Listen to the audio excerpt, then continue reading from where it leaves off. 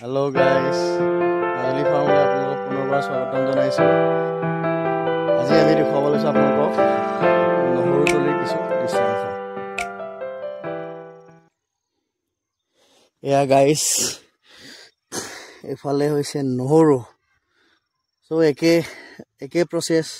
yato কোনো গোবৰো দিয়া নাই আসলতে নহৰুত খাৰ প্ৰয়োগ কৰিব নালাগে বুলি কয় আমি ট্ৰেডিশনাল ৱেট কৰিছো এয়া একবাৰ কোৰ মৰা হৈ গৈছে একটা সাইড এয়া হৈছে নহৰু কোৰ মাৰি থোৱা আছে এয়া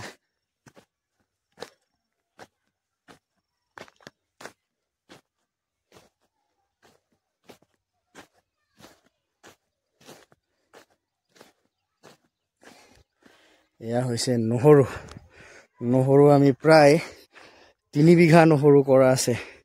ইয়াৰ মাজতে আলু 6-7 হাৰি মানো আছে অসমীয়া জিতু জাতি আলু লগতে আমি মটৰ মাও ৰুৱা আছে আগলে আপোনালোকক দেখুৱাই যাম এয়া নহৰু তলি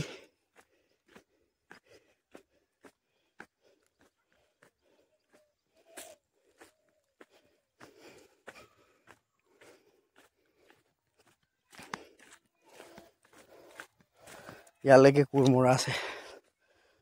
ইয়াৰ পৰা আকৌ মাৰিব লগা আছে কোৰ মৰা দাদাজনে ভাত খাব গৈছে ইয়াৰ পিছত আকৌ মাৰিব ভাত খোৱাৰ পিছত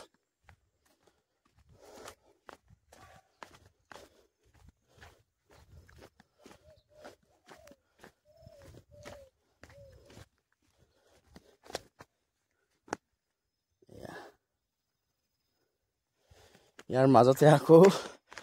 আলু কেখাৰি মান আছে এখিনিও কালি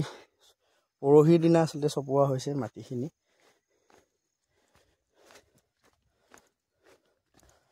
ইয়াৰ পাকো নহৰু এফালে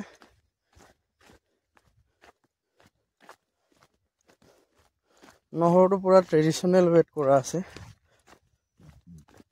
ইয়াত কোনো ধৰণৰ সাৰ প্ৰয়োগ কৰা নাই আনকি গোবৰো দিয়া নাই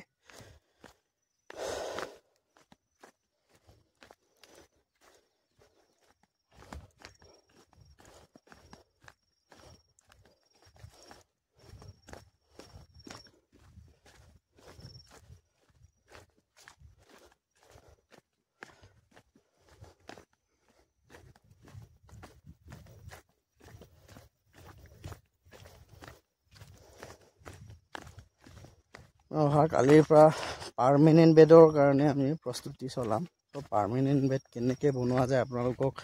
ডিটেইলছ দেখুৱাম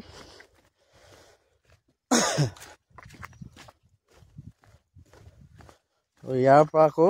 ষ্টাৰ্ট হৈছে মটৰ মাহ গ্ৰীণ মটৰ এইখিনি পানী দিয়া হৈছে বাৰু কালি পৰহি এইখিনি হৈছে মটৰ মাহ গ্ৰীণ মটৰ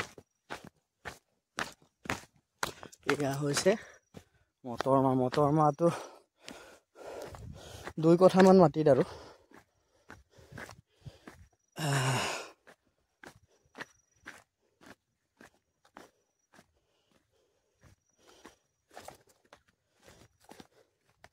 এইখিনি হৈছে মটৰ